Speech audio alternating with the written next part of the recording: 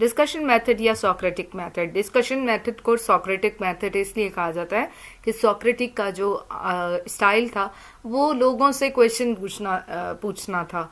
लोगों से वो क्वेश्चन पूछता था related to nature, related to reality, सच्चाई के बारे में, ब्यूटी के बारे में। इस तरह से वो क्वेश्चन पूछते थे कि आपके ख्याल में ये चीज़ क्या है, आपके ख्याल में आप रियलिटी को कैसे समझते हैं, आपके ख्याल में आप सच्चाई को कैसे समझते हैं, आपके ख्याल में झूठ क्या है। इस तरह से क्वेश्चन पूछते हैं और लोगों के आंसर्स के बाद जो है वो कोई ना कोई कंक्लूजन पे वो पहुंचते हैं।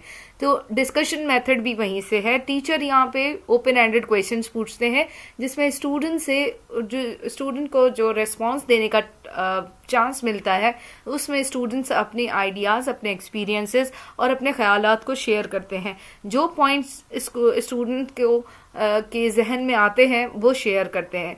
इस प्रोसेस के मेथड के साथ स्टूडेंट की जो थिंकिंग एबिलिटी है वो ज़्यादा बढ़ती है। फिर स्टूडेंट की जो है लर्निंग वो इंक्रीज होती है। डेफिनेटली स्टूडेंट जो है वो एक स्टूडेंट ने आपका कोई आंसर दिया, दूसरे ने कुछ और आंसर दिया, तो वो थिंकिंग प्रोसेस जो है उनका एक्टिवेट होता है। उसके साथ साथ वो उनकी लर्निंग भी हो रही होती है, वो कुछ ना कुछ नया सीख रहे होते हैं। साथ साथ प्रॉब्लम सॉल्विंग स्किल्स बढ़ती हैं कि किसी भी प्रॉब्लम को, किसी भी क्वेश्चन को के कितने ज़्यादा आंसर्स हो सकते हैं और कितने ज़्यादा एंगल से आप किसी भी चीज़ को सोच सकते हैं। उनकी अंडरस्टैंडिंग लेवल बढ़ती है और लिटरेरी जो अप्रिसिएशन है वो भी इनको स्टूडेंट्स को मिलती है। Planning a guided discussion. किस तरह से आपने डिस्कशन को प्लान करना है?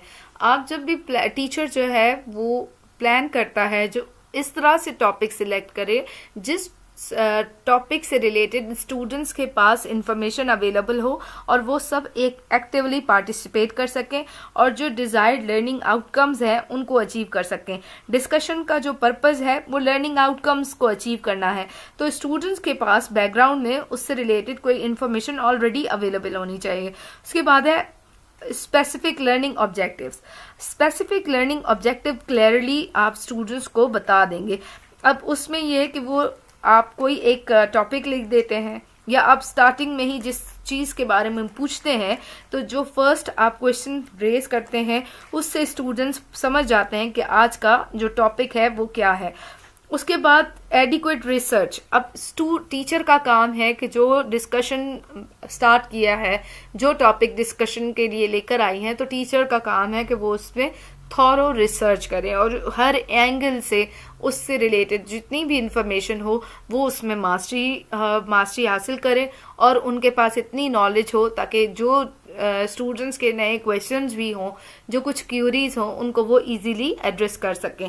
उसके बाद जो मेन पॉइंट्स हैं उनको ऑर्गेनाइज करना है। बेसिकली जो गाइडेड डिस्कशन है उसके 3 पार्ट्स हैं। उसमें इंट्रोडक्शन आ जाता है, डिस्कशन आ जाता है और कंक्लूजन। इंट्रोडक्शन में अटेंशन, मोटिवेशन और ओवरव्यू है। आप स्टूडेंट की अटेंशन के लिए कुछ इस तरह से क्वेश्चंस पूछते हैं कि स्टूडेंट्स उनको अटेंटिवली आंसर कर सकें कि आज हम ये करते हैं, आपके ख्याल में आप क्या समझते हैं, कभी सुना है आपने इससे रिलेटेड। तो इस तरह की जो फ्रेज यूज होते हैं तो स्टूडेंट्स की उसमें अटेंशन आती है और स्टूडेंट अटेंटिवली टीचर को सुनते हैं। उसके बाद जब वो रिस्पॉन्स करते हैं, टीचर का ये काम है कि वो उनको मोटिवेट करे। वो मोटिवेशन का ये स्टाइल जो है वो उनको बकअप करना है। आप उनको बताएं, आप उनको शाबाशी दे सकते हैं, आप वेरी गुड, एक्सीलेंट, इस तरह के वर्ड्स यूज कर सकते हैं, वेरी नाइस करके, ताकि वो और ज्यादा मोटिवेट हों और अपनी डिस्कशन में और एक्टिवली मैक्सिमम पार्टिसिपेशन हो उनकी। उसके बाद आप ओवरव्यू करते हैं कि आज हमारे जो टॉपिक्स थे उसमें जो आपने पॉइंट्स दिए उसमें ये चीजें हमें नजर आई हैं। उसके बाद जो सेकंड फेज है डिस्कशन का, डिस्कशन में टीचर जो है वो किसी एक पॉइंट पे डिस्कस करती है logically with the objectives. Teacher बताती है कि आपने पॉइंट्स आपने जो चीज़ें बताई हैं उनमें मेन चीज़ जो पॉइंट्स हैं उनको वो बोर्ड पे लिख देती है। बोर्ड पे लिखने के बाद स्टूडेंट्स को बताती है कि आज ये जो चीज़ आपने बताई है, फॉर एग्जाम्पल अगर हम स्टूडेंट से पूछते हैं कि ई लर्निंग क्या है, इलेक्ट्रॉनिक लर्निंग क्या है। तो स्टूडेंट्स के डिफरेंट डिफरेंट क्वेश्चंस के डिफरेंट आंसर आएंगे।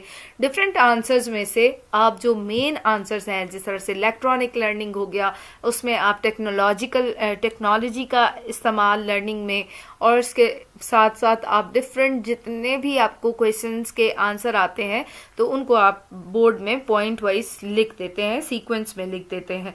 उसके बाद जो कंक्लूजन है उसमें आप समराइज करते हैं और रीएक्टिवेशन करते हैं, ताकि क्लोजर के लिए टीचर समराइज कर देती है कि ये पॉइंट्स हमने आज आप ही की डिस्कशन में से लिए हैं और हम इस पर्टिकुलर टॉपिक को इस तरह से समराइज करते हैं कि जो चीज़ें आपने बनाई हैं वो एक्यूरेट हैं, वो ठीक है। इस तरह से टीचर जो है वो इनके सीक्वेंस डेवलप करती है।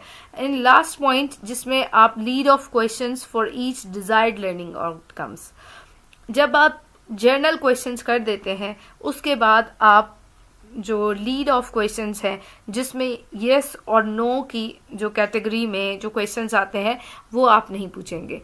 आप अगेन उनसे जो क्वेश्चन पूछेंगे वो आप कैटेगरिकली आंसर्स, जो शॉर्ट आंसर्स हैं उनको कैटेगराइज करेंगे, और उनको कैटेगराइज करने के बाद आप अगेन उसमें से क्वेश्चंस को जो है वो क्वेश्चन में से क्वेश्चन करेंगे, ताकि स्टूडेंट के पास और ज़्यादा उससे रिलेटेड क्वेश्चन को समझने के लिए और फर्दर नेक्स्ट क्लास में डिस्कशन के लिए उनके पास कोई ना कोई टॉपिक अवेलेबल हो। या टॉपिक अवेलेबल होने के साथ साथ वो जब कंक्लूड करें तो फिर भी उनको थर्स्ट हो, ताकि उससे रिलेटेड वो और चीज़ों को समझ सकें।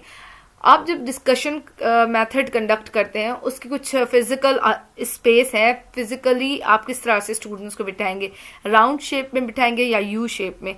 यूजुअली जब हमारी इस्लामिक जो टीचिंग्स होती थी उसमें भी प्रॉफिट्स जो है वो यू शेप में स्टूडेंट्स को बिठाते थे, या उनके खुलफा को बिठाते थे, सहाबियों को बिठा के, और फिर उनसे डिस्कशन करते थे, और उनसे जो क्वेश्चंस हैं उनके आंसर्स लेते थे। आप उनको सर्कल शेप में भी बिठा सकते हैं और यू शेप में भी। टाइप्स क्या है डिस्कशन की? ब्रेनस्टॉर्मिंग में आप हर एक स्टूडेंट से जब क्वेश्चन पूछते हैं तो वो आपको उससे रिलेटेड कोई एक दो पॉइंट्स बताते हैं। जब वो 2 पॉइंट्स बताते जाते हैं उन सब पॉइंट्स को आप बोर्ड पे लिख दें, या उनसे भी कहें कि आप नोटबुक पे लिख दें।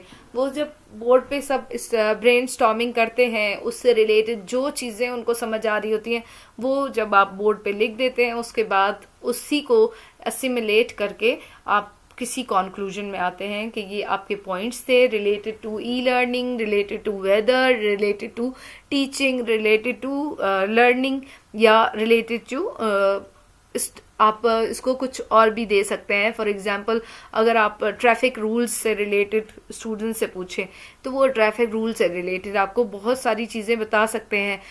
उसके बाद अगर आप गवर्नमेंट हो गया, एजुकेशन के बारे में, कि एजुकेशन के बारे में आप क्या समझते हैं, तो वो एजुकेशन को ये भी कह सकते हैं primary education, free education, universal education, education for all, millennium development goal, हो सकता है कोई सस्टेनेबल डेवलपमेंट।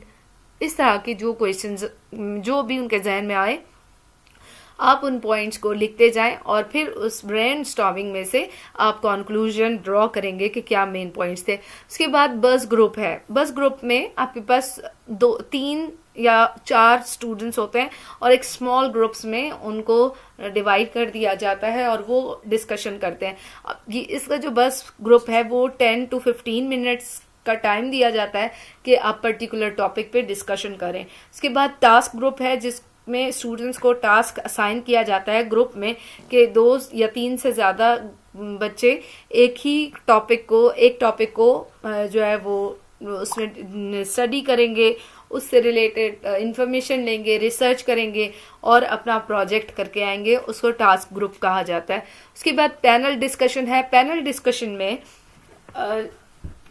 4 या 5 एक्सपर्ट्स जो है अपनी फील्ड के वो बैठते हैं और एक क्वेश्चंस के आंसर भी करते हैं, साथ साथ उन्हीं क्वेश्चन में से दूसरे जो आंसर्स निकलते हैं उन क्वेश्चंस को ज़्यादातर आपको पैनल डिस्कशन किसी सेमिनार और कॉन्फ्रेंसेस में भी मिलते हैं। उसके बाद रिपोर्ट डिस्कशन है कि स्टूडेंट्स को असाइन किया जाता है पर्टिकुलर इवेंट की रिपोर्ट, आप जो है वो लिखेंगे और लिखने के बाद उसको डिस्कस करेंगे कि क्या चीज़ें आपको नज़र आई।